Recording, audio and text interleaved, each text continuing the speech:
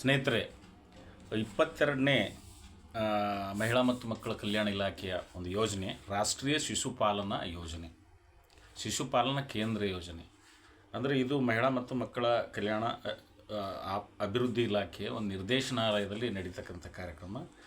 ಇದು ಏನಪ್ಪ ಅಂದರೆ ಸ್ಟೇಟು ಮತ್ತು ಸೆಂಟ್ರಲ್ಲು ಮತ್ತೇನಪ್ಪ ಅಂದರೆ NGO ಮೂರು ಜನರ ಒಂದು ಸಂಯುಕ್ತ ಆಶ್ರಯದಲ್ಲಿ ನಡೀತಕ್ಕಂಥದ್ದು. 60% ಕೇಂದ್ರ ಅನುದಾನ ಕೊಟ್ಟರೆ 30% ರಾಜ್ಯಕ್ಕೆ ಕೊಡ್ತಾ ಇದೆ, ಇನ್ನು 10% NGO ಅಂದರೆ ಸ್ವಯಂ ಸೇವಾ ಸಂಸ್ಥೆಯವರು ನಡೆಸ್ತಕ್ಕಂಥ ಯೋಜನೆ. ಇದು ಏನಪ್ಪ ಅಂದರೆ ಇದರ ಮುಖ್ಯ ಉದ್ದೇಶ ಪ್ರಸ್ತುತ ರಾಜ್ಯದಲ್ಲಿ 50 ಸ್ವಾಧಾರ ಏನಪ್ಪ ಅಂದರೆ ಪ್ರಸ್ತುತ ರಾಜ್ಯದಲ್ಲಿ ಇದರ ಉದ್ದೇಶ ಏನಪ್ಪ ಅಂದರೆ ಉದ್ಯೋಗಸ್ಥ ತಾಯಂದರು 6 ತಿಂಗಳಿಂದ 6 ವರ್ಷದ ಮಕ್ಕಳನ್ನು ದಿನಪೂರ್ತಿ ಸುರಕ್ಷಿತವಾಗಿ ಏನಪ್ಪ ಅಂದ್ರೆ ಅಂಥ ಮಕ್ಕಳನ್ನು ನೋಡ್ಕೊಳ್ತಕ್ಕಂಥದ್ದು. ಮಕ್ಕಳು ಪೌಷ್ಟಿಕ ಮತ್ತು ಗುಣಮಟ್ಟದ ಆರೋಗ್ಯವನ್ನು ಸುಧಾರಿಸ್ತಕ್ಕಂಥದ್ದು, ಮಕ್ಕಳ ಭೌತಿಕ ಸಾಮಾಜಿಕ ಭಾವನಾತ್ಮಕ ಬೆಳವಣಿಗೆಯನ್ನು ಉತ್ತೇಜಿಸ್ತಕ್ಕಂಥದ್ದು, ಮಕ್ಕಳನ್ನು ಕಾಳಜಿಯಿಂದ ನೋಡಿಕೊಳ್ಳುವಂತೆ ತಾಯಂದರಿಗೆ ಹಾಗೂ ಪೋಷಕರಿಗೆ ಶಿಕ್ಷಣ ನೀಡ್ತಕ್ಕಂಥದ್ದು. ಸೇವೆಗಳು ದಿನದ ಆರೈಕೆ ವಿಶ್ರಾಂತಿ ಸೌಲಭ್ಯ ಒಳಗೊಂಡಿರ್ತದೆ. 0 ರಿಂದ 3 ವರ್ಷದ ಮಕ್ಕಳಿಗೆ ಪ್ರಾಥಮಿಕ ಉತ್ತೇಜನ ನೀಡುವುದು ಹಾಗೂ 3 ರಿಂದ 6 ವರ್ಷದ ಮಕ್ಕಳಿಗೆ ಶಾಲಾ ಪೂರ್ವ ಶಿಕ್ಷಣ ನೀಡುವುದು, ಪೂರಕ ಪೌಷ್ಟಿಕಾಹಾರ ನೀಡೋದು, ಬೆಳವಣಿಗೆ ಪರಿಶೀಲನೆ, ಆರೋಗ್ಯ ತಪಾಸಣೆ ಮತ್ತು ಚುಚ್ಚುಮದ್ದು. ಈ ಯೋಜನೆ ಕೂಡ ಏನಪ್ಪ ಅಂದರೆ ಇದು ಜಾರಿಯಲ್ಲಿದೆ. ಇದು 23ನೇ ಯೋಜನೆ. ಇದರ ಹೆಸರು ಏನಪ್ಪ ಅಂದರೆ 22 ಯೋಜನೆಗಳಾಯಿತು. ಈ 22 ಯೋಜನೆ ಆದಮೇಲೆ 23ನೇದು ನಗು ಮಗು ಯೋಜನೆ ಅಂತಕ್ಕಂಥದ್ದು. ಇದರ ಉದ್ದೇಶ ಏನಪ್ಪ ಅಂದರೆ ಇದು ನಗು ಮಗು ಅಂತಕ್ಕಂಥ ರಾಷ್ಟ್ರೀಯ ತುರ್ತು ಅಂದರೆ ಒಂದು ಆ್ಯಂಬುಲೆನ್ಸ್ ಸೇವೆ. ಇದರ ಉದ್ದೇಶ ತಾಯಂದರಿಗೆ ಮತ್ತು ಏನು ಮಕ್ಕಳು ತಾಯಂದರಿಗೆ ಸರ್ಕಾರಿ ಆರೋಗ್ಯ ಸೌಲಭ್ಯಗಳಿಂದ ಹುಟ್ಟಿದವರಿಗೆ ಅವರ ನಿವಾಸಕ್ಕೆ ಡ್ರಾಪ್ ಬ್ಯಾಕ್ ಸೌಲಭ್ಯ. ಅಂದರೆ ಈಗ ದವಾಖಾನೆಗೆ ಡೆಲಿವರಿ ಸಮಯದಲ್ಲಿ ದವಾಖಾನೆಗೆ ಕರ್ಕೊಂಡು ಹೋಗ್ಲಿಕ್ಕೆ 108 ಗಾಡಿ ಉಚಿತ ಆಂಬುಲೆನ್ಸ್ ವಾಹನ ಇದೆ. ಅದು ತೊಗೊಂಡೋಗಿ ನಮಗೆ ದವಾಖಾನೆಗೆ ಬಿಡ್ತಾ ಇದೆ. ಆದರೆ ನಾವು ಮನೆಗೆ ಬರಲಿಕ್ಕೆ ನಮ್ಮ ಸ್ವಂತ ವಾಹನದಿಂದ ಬರ್ತಕ್ಕಂಥದ್ದನ್ನು ನೋಡ್ತಾ ಇದ್ದೀವಿ. ತಾಲೂಕು ಕೇಂದ್ರಗಳಲ್ಲಿ ಅಂದರೆ ತಾಲೂಕು ಸರ್ಕಾರಿ ದವಾಖಾನೆಗಳಲ್ಲಿ ಅಥವಾ ತಾಲೂಕು ಮಟ್ಟದ ಒಂದು ಗ್ರೇಡ್ನ ಸಮುದಾಯ ಆರೋಗ್ಯ ಕೇಂದ್ರಗಳಂತ ಇರ್ತಾವೆ, ಅಂಥಲ್ಲಿ ಈ ನಗು ಮಗು ಅಂತಕ್ಕಂಥ ಒಂದು ವಾಹನ ಇರ್ತದೆ. ಅದು ಆಂಬುಲೆನ್ಸು. ಯಾರು ಡೆಲಿವರಿ ಪೇಷಂಟ್ ಇರ್ತಾರೆ, ತಾಯಿ ಮಗು ಮತ್ತು ಅವ್ರ ಜೊತೆಗೆ ಯಾರು ಸಹಾಯಕರು ಇರ್ತಾರೆ ಅವರಿಗೆ 108 ಗಾಡಿ ತೊಗೊಂಡೋಗಿ ದವಾಖಾನೆಗೆ ಬಿಡ್ತಾ ಇದೆ. ಆದರೆ ಅದೇ ಬಾಣಂತಿ ಮಗು ಮತ್ತು ಸಹಾಯಕರಿಗೆ ಮನೆಗೆ ತಂದು ಬಿಡ್ತಕ್ಕಂಥದ್ದು ಈ ನಗು ಮಗು ವಾಹನ ಆಂಬುಲೆನ್ಸ್ ಇದೆ, ಅದರದ್ದು ಒಂದು ಕೆಲಸ. ಇದರ ಪ್ರಮುಖ ಲಕ್ಷಣ ಏನಪ್ಪ ಅಂದರೆ ನಗು ಮಗು ವಾಹನಗಳನ್ನು ಜಿಲ್ಲಾ ಆಸ್ಪತ್ರೆ ಮತ್ತು ತಾಲೂಕು ಮಟ್ಟದ ಆಸ್ಪತ್ರೆಗಳಲ್ಲಿ ತಲಾ ಒಂದನ್ನು, ಜಿಲ್ಲಾ ಆಸ್ಪತ್ರೆ ಮತ್ತು ತಾಲೂಕು ಆಸ್ಪತ್ರೆಯಲ್ಲಿ ಒಂದನ್ನು ನಿಯೋಜಿಸಲಾಗಿದೆ. ಫಲಾನುಭವಿಗಳಿಗೆ ದಾದಿಯ ಸೇವೆ, ವೈದ್ಯಕೀಯ ಚಿಕಿತ್ಸೆ, ಆರೋಗ್ಯ ರಕ್ಷಣೆ ಕಿಟ್ ಸಹ ಕೊಡಲಾಗ್ತದೆ. ಸೌಲಭ್ಯಗಳನ್ನು ಗ್ರಾಮೀಣ ಪ್ರದೇಶದಲ್ಲಿ ವಾಸಿಸುವವರು ಮತ್ತು ಸರ್ಕಾರಿ ಆಸ್ಪತ್ರೆಯಲ್ಲಿ ಹುಟ್ಟಿದವರಿಗೆ ಮಾತ್ರ, ಅಂದರೆ ಸರ್ಕಾರಿ ದವಾಖಾನೆಯಲ್ಲಿ ಮತ್ತು ಹಳ್ಳಿಗಳಲ್ಲಿರ್ತಕ್ಕಂಥವ್ರಿಗೆ ಮಾತ್ರ ಇದು ಸೇವೆ ಸಿಗ್ತಾಯಿದೆ. ಅಂದರೆ ನಾವು ಸಿಟಿಯಲ್ಲಿದೆ, ನಮ್ಮ ಪಕ್ಕದಲ್ಲಿ ಮನೆ ಇದೆ ಅಂದರೆ ಬರೋದಿಲ್ಲ. ಅದಕ್ಕೆ ಇದರದ್ದು ಒಂದು ಸವಲತ್ತು. ನವಜಾತ ಶಿಶುಗಳು ಮತ್ತು ತಾಲೂಕು ಆಸ್ಪತ್ರೆಗಳಲ್ಲಿ ಹೆರಿಗೆಯಾದ ತಾಯಂದಿರು ಸುರಕ್ಷಿತವಾಗಿ ತಮ್ಮ ಮನೆಗಳಿಗೆ ತಲುಪಲು ಸಾರಿಗೆ ಸೌಲಭ್ಯ ಕಲ್ಪಿಸಲಿಕ್ಕೆ 1.25 ಕೋಟಿ ರೂಪಾಯಿ ವೆಚ್ಚದಲ್ಲಿ ಈ ಹೊಸ ನಗು ಮಗು ವಾಹನವನ್ನು ಸರ್ಕಾರ ವ್ಯವಸ್ಥೆ ಮಾಡಿದೆ. ಇದು ಆರಂಭ ಆಗಿದೆ 2014ರಲ್ಲಿ. ಈ ಯೋಜನೆಯಲ್ಲಿ ಜಿಲ್ಲಾ ಮತ್ತು ತಾಲೂಕು ಆಸ್ಪತ್ರೆಗೆ ಒಂದರಂತೆ ವಾಹನವನ್ನು, ಒಂದು ಜಿಲ್ಲಾ ಮಟ್ಟಕ್ಕೆ ಒಂದು ತಾಲೂಕಾ ಮಟ್ಟಕ್ಕೆ ಏನಪ್ಪ ಅಂದರೆ ವೆಹಿಕಲನ್ನು, ಒಂದು ಆಂಬುಲೆನ್ಸನ್ನು ಕೊಟ್ಟಿದ್ದಾರೆ. ಈ ವಾಹನವನ್ನು ಬಾಣಂತಿಯರು ಹಾಗೂ ನವಜಾತ ಶಿಶುಗಳನ್ನು ಸುರಕ್ಷಿತವಾಗಿ ಸರ್ಕಾರಿ ಆಸ್ಪತ್ರೆಗಳಿಂದ ಮನೆಗೆ ಸಾಗಿಸಲಿಕ್ಕೆ ಉಪಯೋಗ ಮಾಡ್ತಕ್ಕಂಥದ್ದು. ಕರ್ನಾಟಕದಲ್ಲಿ ಒಟ್ಟು 200 ವಾಹನಗಳನ್ನು ನಗು ಮಗು ಯೋಜನೆಗಾಗಿ ಉಪಯೋಗಿಸಲಾಗ್ತಾ ಇದೆ. ಅಂದರೆ 200 ವೆಹಿಕಲ್ಸು ಇವತ್ತಿದೆ ನಮ್ಮ ರಾಜ್ಯದಲ್ಲಿ. ಮೊದಲ 2 ಹೆರಿಗೆಗಳಿಗೆ ಮಾತ್ರ ಯೋಜನೆ, ಅಂದರೆ 2 ಮಗು ಏನಿರ್ತಾವೆ ಪ್ರಾರಂಭದ್ದು, ಆ ಮಕ್ಕಳಿಗೆ ಮಾತ್ರ ಇದು ಯೋಜನೆ ಸೀಮಿತ ಆಗಿರ್ತದೆ. ಈ ಯೋಜನೆಗಳು ಒಳಪಡ್ತಕ್ಕಂಥ ಇತರೆ ಕಾರ್ಯಕ್ರಮಗಳು, ಶಾಲಾ ಮಕ್ಕಳಿಗೆ ಉಚಿತ ಆರೋಗ್ಯ ತಪಾಸಣೆ ಮಾಡುವಾಗ ಕೂಡ ಈ ವಾಹನವನ್ನು ಬಳಸ್ತಕ್ಕಂಥದ್ದು ನಾವು ನೋಡ್ತಾ ಇದ್ದೀವಿ. ಅದೇ ರೀತಿ ಜಿಲ್ಲಾ ಶಾಲಾ ಆರೋಗ್ಯ ಯೋಜನೆ ಜಾರಿ ಮಾಡುವಾಗ, ಶಾಲೆಗಳಲ್ಲಿ ನೇತ್ರ ತಪಾಸಣೆ ಮಾಡುವಾಗ, ಕನ್ನಡಕಗಳ ವಿತರಣೆ ಮಾಡುವಾಗ ಈ ವಾಹನ ಏನಪ್ಪ ಅಂದರೆ ಆ ಕೆಲಸ ಅಲ್ಲದೆ ಇದನ್ನು ಕೂಡ ನಿರ್ವಹಿಸ್ತಾ ಇದೆ. ಪ್ರಸವ ನಂತರ ತಾಯಂದಿರಿಗೆ ಮತ್ತು ಸರ್ಕಾರಿ ಆರೋಗ್ಯ ಸೌಲಭ್ಯಗಳಿಂದ ನವಜಾತ ಶಿಶುಗಳಿಗೆ ಮತ್ತು ಅವರ ನಿವಾಸಕ್ಕೆ ಡ್ರಾಪ್ ಬ್ಯಾಗ್ ಸೌಲಭ್ಯವನ್ನು ಏನಪ್ಪ ಅಂದರೆ ಡ್ರಾಪ್ ಬ್ಯಾಗ್ ಸೌಲಭ್ಯವನ್ನು ಕೊಡಲಿಕ್ಕೆ ನಗು ಮಗು ಅಂತ ಪಡೀತಕ್ಕಂಥ 200 ಡ್ರಾಪ್ ಬ್ಯಾಗ್ ವಾಹನಗಳನ್ನು 5ನೇ ಫೆಬ್ರವರಿ 2014ರಿಂದ ಉದ್ಘಾಟಿಸಲಾಯಿತು. ಜಿಲ್ಲಾ ಆಸ್ಪತ್ರೆ ಮತ್ತು ತಾಲೂಕು ಮಟ್ಟದ ಆಸ್ಪತ್ರೆಯಲ್ಲಿ ನಗು ಮಗು ವಾಹನದ ಚಾಲಕರನ್ನು ಜಿಲ್ಲಾ ಆರೋಗ್ಯ ಸಂಘಗಳು KTPP ಕಾಯ್ದೆಯ ಪ್ರಕಾರ ಟೆಂಡರ್ ಕರೆಯುವ ಮೂಲಕ ಮ್ಯಾನ್ ಪವರ್ ಏಜೆನ್ಸಿಯಿಂದ ತಗೊಂಡು ಈ ಕಾರ್ಯವನ್ನು ನಿರ್ವಹಿಸ್ತಕ್ಕಂಥದ್ದು ನಾವು ನೋಡ್ತಾ ಇದ್ದೀವಿ. ಈಗ ಇಷ್ಟು ಏನಪ್ಪ ಅಂದರೆ ಈ 23 ಯೋಜನೆಗಳು ನಾವು ನೋಡಿದ್ವಿ. ಮಹಿಳಾ ಮತ್ತು ಮಕ್ಕಳ ಕಲ್ಯಾಣ ಇಲಾಖೆಯಿಂದ ಸಾಮಾನ್ಯವಾಗಿ ಬಡವರಿಗೆ,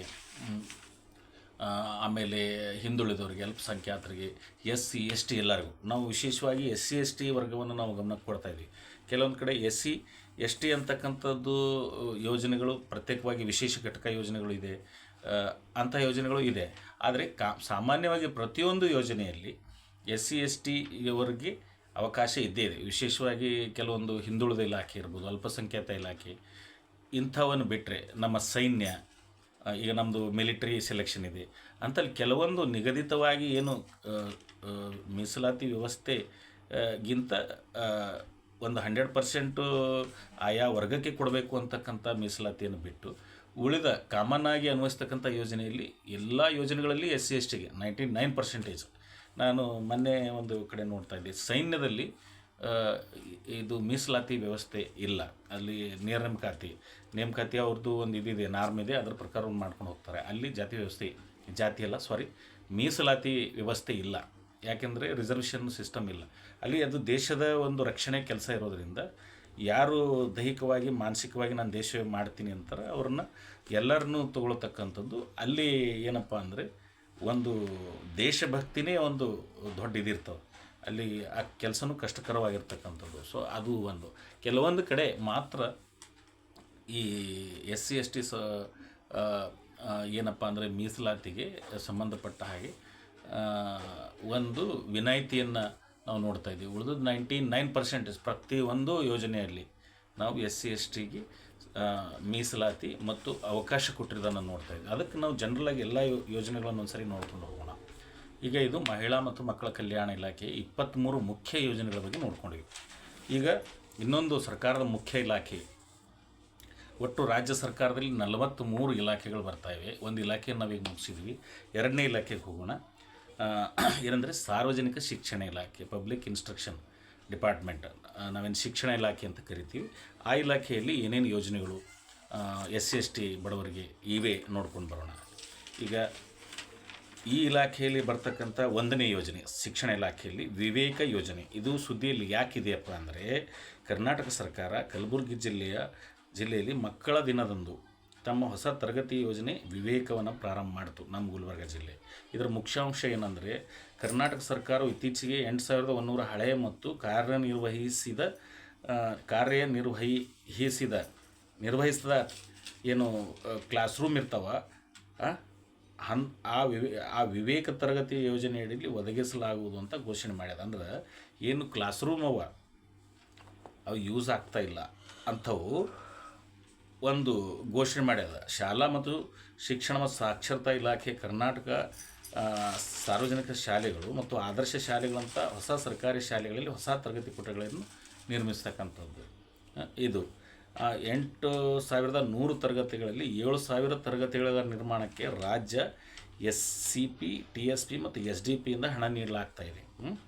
ಉಳಿದ 1100 ತರಗತಿಗಳು ನಿರ್ಮಾಣ ಮಾಡಲಿಕ್ಕೆ ಕಲ್ಯಾಣ ಕರ್ನಾಟಕ ಪ್ರದೇಶ ಅಭಿವೃದ್ಧಿ ಮಂಡಳಿ KKRDB ಅವು ಏನಪ್ಪ ಅಂದ್ರೆ ಒಂದು ಕ್ರಮವನ್ನು ಕೈಗೊಂಡಿರ್ತಕ್ಕಂಥದ್ದು. ಇದು ಮೊನ್ನೆ ಏನಪ್ಪ ಅಂದ್ರೆ ಮುಖ್ಯಮಂತ್ರಿಗಳು ಉದ್ಘಾಟನೆ ಮಾಡಿರ್ತಕ್ಕಂಥದ್ದನ್ನು ನಾವು ನೋಡಿದ್ದೀವಿ.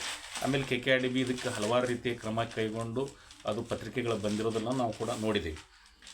ಅವರಿಗೆ ಸ್ವಾಮಿ ವಿವೇಕಾನಂದರ ಹೆಸರಿಡಲು ಸರ್ಕಾರ ನಿರ್ಧರಿಸಿತು. ಅಂದ್ರೆ ಆ ಏನು ಕ್ಲಾಸ್ ರೂಮ್ಸ್ ಅದಾವ ಅವಕ್ಕೆ ಪ್ರತಿಯೊಂದು ವರ್ಗವು ಸ್ವಾಮಿ ವಿವೇಕಾನಂದರ ವಚನಗಳನ್ನು ಹೊಂದಿರ್ತವೆ.